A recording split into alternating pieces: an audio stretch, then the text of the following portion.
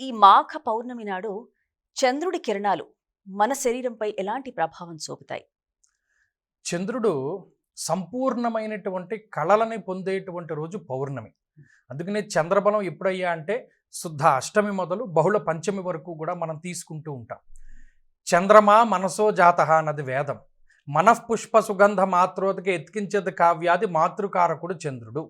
చంద్రుడే గనక లేకపోతే ఔషధి అనేటువంటిది లేదు, ఔషధులు అనేటువంటివి లేవు. అలాగే చంద్రుడు మనక్కారకుడు, మాతృకారకుడు, సుగంధ ద్రవ్యాలకి కారకుడు, పుష్పములకి ఇటువంటి వాటన్నిటికీ కారకుడు. మీరు గమనించండి, సుగంధ ద్రవ్యాలు లేకపోతే మనిషి జీవితం లేదు, అలాగే నీరు లేకపోతే లేదు. ఈ సముద్రంలో ఆటుపోట్లకి వీటన్నిటికీ కూడా ఏంటి కారణము అంటే చంద్రుడే.